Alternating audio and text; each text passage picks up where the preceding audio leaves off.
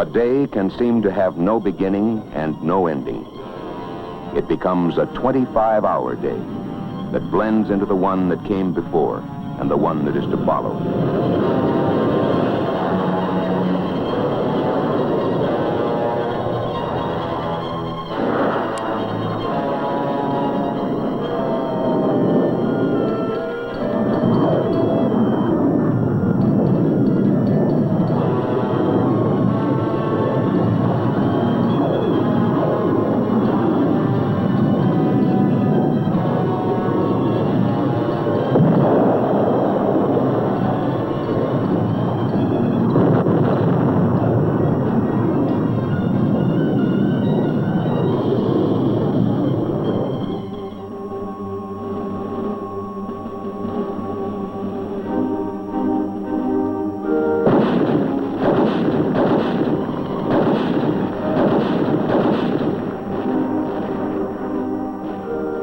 It is not necessary to be a military man to understand how long a day can be. A shot fired at Bien Ho, Da Nang, Quang Tri, Haiphong, or near Hanoi can strike home in any city, town, or hamlet of 50 sovereign states. 8,000 miles away can still be very close to home. And because it could come closer still, we share the conflict and the strength. We also share the understanding and the courage to prove that the honor of a nation's word has greater meaning than formal letters written on a scrap of paper.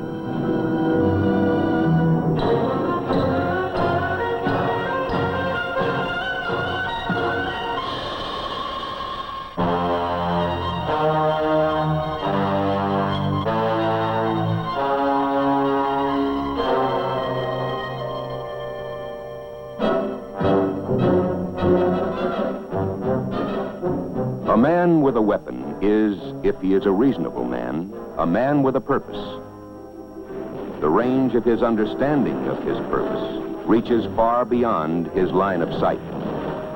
He knows the big picture. He understands that attempts to intimidate by force must be resisted by force before intimidation becomes a way of international life.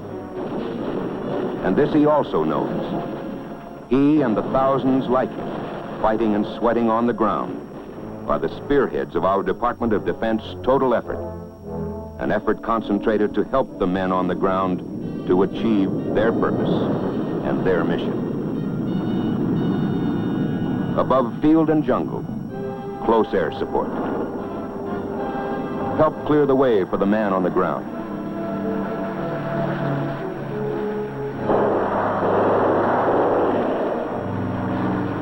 Reinforcing. Return to care and safety those who have taken as well as given. Support those men during the long hours of daylight and the longer hours of darkness.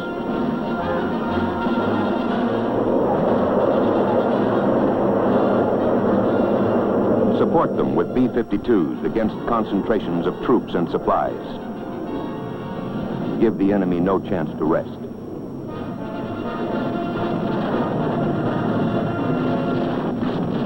Support them with tactical fighter bombers to keep up the pressure and help destroy our enemy's ability and desire to attack. Support them with hundreds of thousands of tons by airlift. The supplies come through, but there are other lines of supplies that flow the other way along the Ho Chi Minh Trail. It winds down from the north through mountain passes and under the cover of green-top jungles. For North Vietnam, it is the lifeline for their aggression. Along the flank of southern Asia, the coastline of North and South Vietnam takes the form of an elongated S. A demilitarized zone between the two countries along the 17th parallel at the sea was established by solemn treaty. To the north is China. To the west are Laos, Cambodia, Thailand, Burma, India, and Pakistan.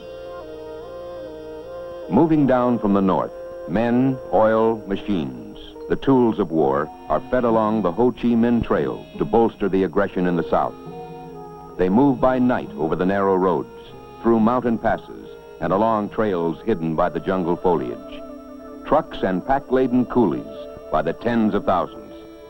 Usually, by day, they remain hidden in the jungle, to venture out again at nightfall, to carry their lethal burdens along their narrow lifeline of aggression.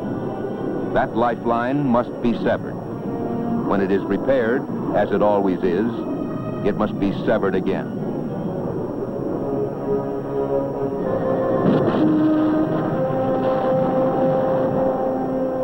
The infiltration increases in both men and equipment has required a very sharp increase in petroleum imports. Since the first of this year, the average monthly imports of petroleum into North Vietnam have increased 50 to 70% above the comparable period in 1965. Stocks on hand prior to the attack were estimated to represent about 2 to 4 months' supply. The increased importance of petroleum to the enemy's military effort is further attested by his action to improve the routes of infiltration. Some of these routes are new, some have been widened, some have been upgraded for all-weather use. Bypasses have been built, and bamboo canopies or trellises have been built over the jungle roads in many places in order to inhibit observation of them from the air. A result of the greatly increased movement of men and supplies by truck and by motor-powered junks has been a shift from a small-arms guerrilla-type operation against South Vietnam to a quasi-conventional military operation which involves major supplies, major weapons, and heavier equipment. Every gallon of fuel, every gun, bullet, even every ration of rice destroyed north of the 17th parallel may mean the life of a man on the ground south of the 17th. The military call it interdiction. That is the mission of those who fly to the north. Support the men on the ground by strangling the supply routes. They fly from the decks of our Navy's carriers.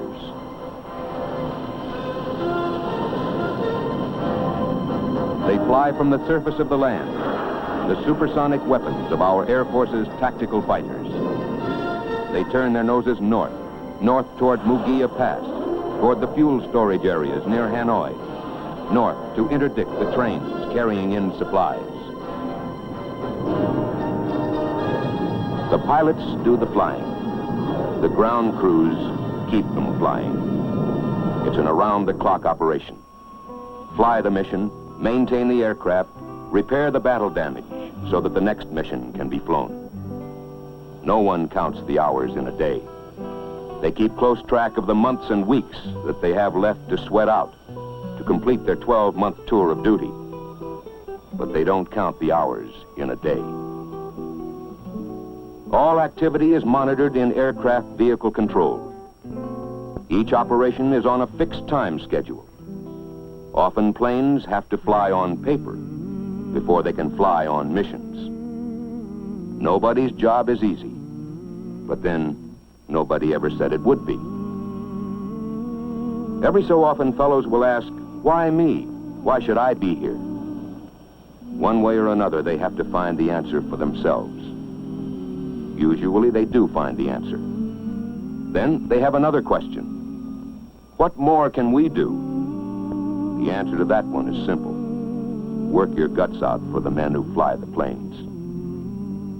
A pilot's tour of duty is 100 missions. 100 missions to be flown. 100 targets still unknown. But it's my belief that my Thunder Chief strikes a telling blow to help G.I. Joe. Till 100 missions I myself have flown.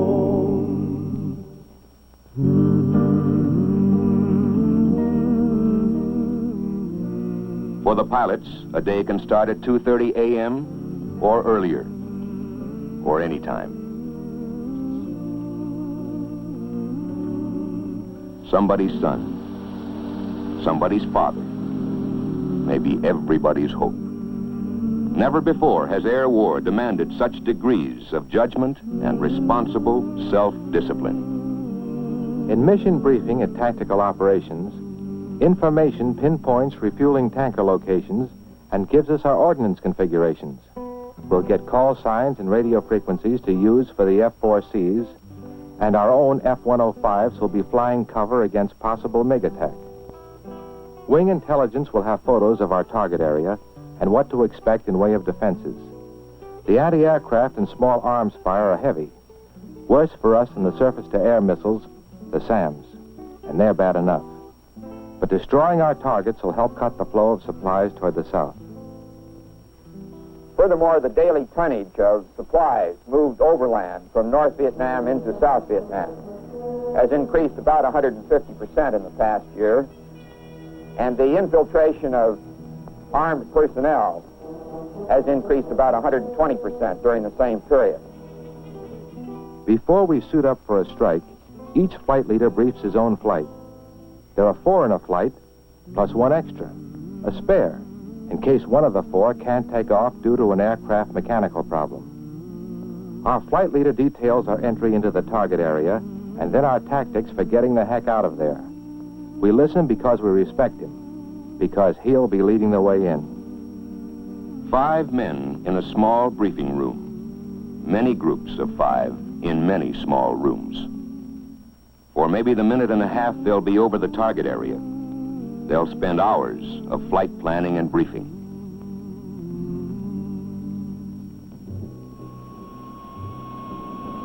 Pilots have always been fighting men. But to courage and daring, today you have to add the great technical skill and self-discipline demanded by their sophisticated weapons. But weapons no more effective than the men who fly them or those who keep them flying. Case in point, combat aircraft are maintained with a dedication that results in flying hours at a rate 3 times normal usage.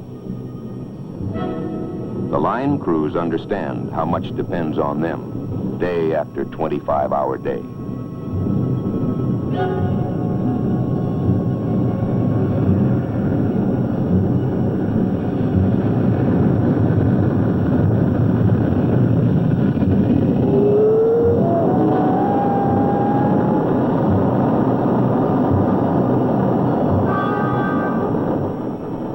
Normally, the spare is a very decent fellow. But now he's been through the hours of pre-flight details. He can't help but hope that one of the other aircraft will show up with a minor hydraulic leak or a cut tire. Sometimes that happens, but not today.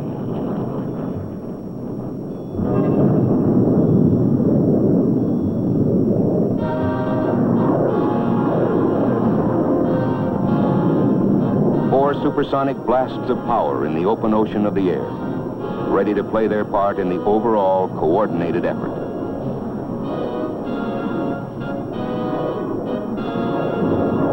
There are other flights in the sky.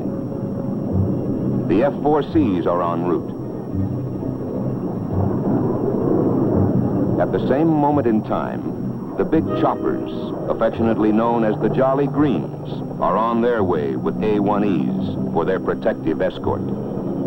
Their object is to stay as close as possible to the target area, so that if a pilot in one of the attack planes has to hit the parachute, then they can move in to pick him up. If there's enemy ground fire, those A-1Es dive in to keep the enemy's heads down.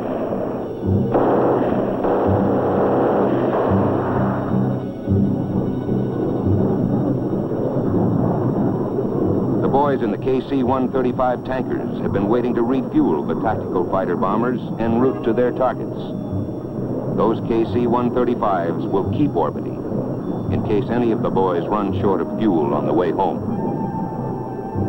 The overall coordination is the result of the total planning by the Department of Defense team effort, the Army, the Navy, and the Air Force. Most people will ask pilots the same question over and over. Aren't you scared?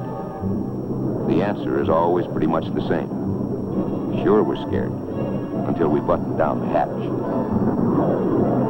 We're a one-man sort of operation. We're our own navigator, radio man, radar operator, and bombardier. Getting into the target, we have to take evasive action. Then it's pop up, dive in, drop the bombs, and get the heck out of there. You watch your fuel. You go over in your mind what the intelligence boys will want to know about the results. At the target, the ground defenses, all the details. You might be scared when you start, but after that, you just don't have the time.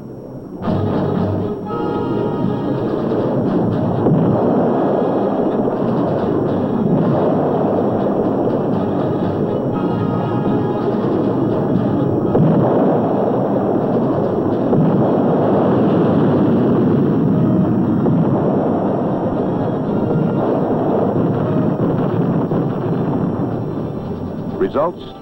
Positive.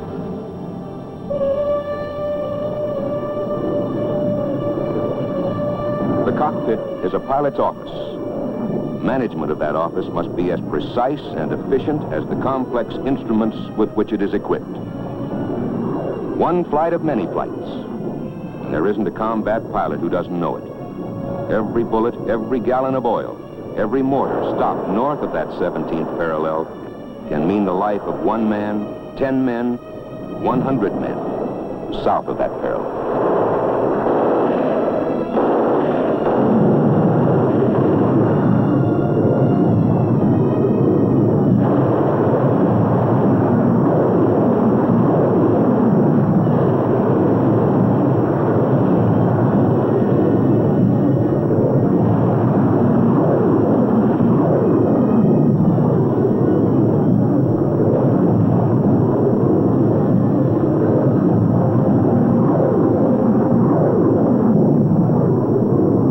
Rescue Control has picked up a radio call for help from a pilot whose aircraft was hit and who had to eject.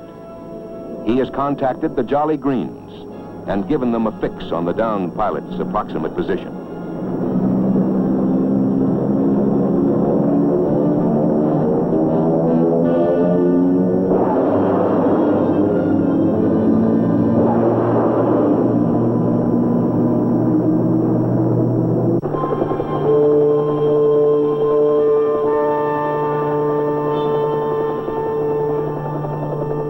I didn't realize my plane had been hit until the cockpit started filling up with smoke.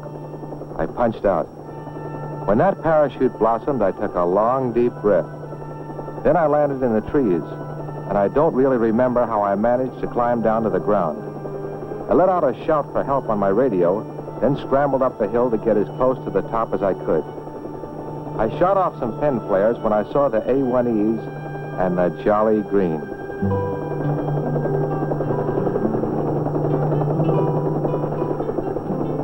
It's hard to put into words exactly how I felt when I knew the Jolly Green was going to get me out. Let's just say I prayed a little, on my own account, and for those guys of search and air rescue. 100 missions to be flown. It's good to know you're not alone. If a shrapnel stump means I have to jump, then the Jolly Green will pick me up clean. Till 100 missions I myself have flown.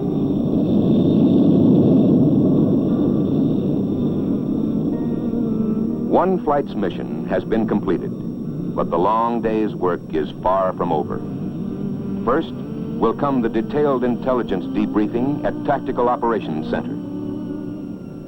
After the official debriefing, flight leaders hold a session for critiquing their flight's performance as a unit and as individuals. Was there a delay in acquiring the target?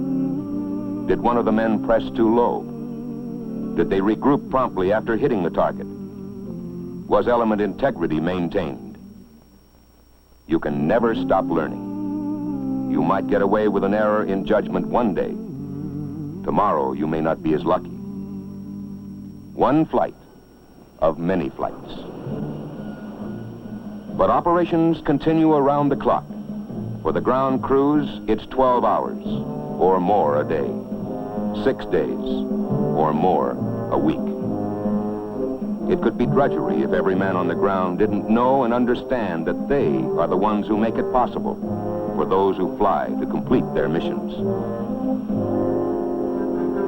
It's about 13:30 hours now, 1:30 in the afternoon of a day like every other day. Another flight takes off on another mission.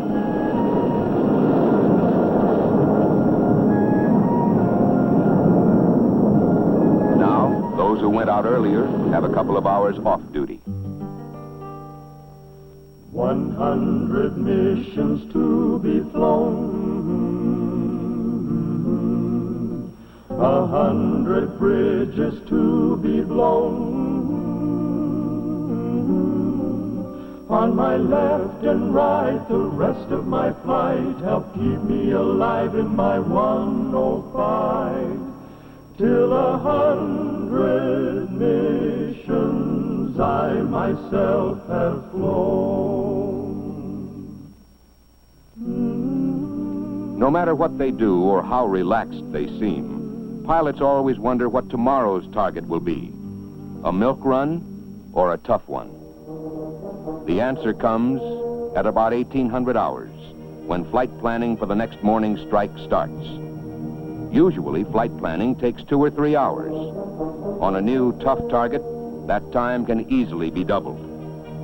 A fragmentary order, FRAG for short, comes to the Wing Tactical Operations Center and is the small part of the overall order that relates to the fighter wings. The orders come down from DOD and the Joint Chiefs of Staff. Then, at wing level, they are broken down and missions assigned to the squadrons. There are many frags that make up a day's total coordinated effort.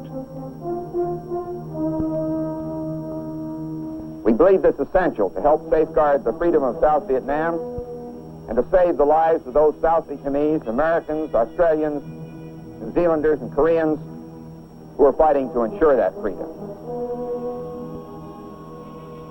The aircraft our pilots fly are compact, highly maneuverable machines. They have the inherent speed and versatility to be effective in air-to-air or air-to-ground combat. But they are only machines. They must be maintained.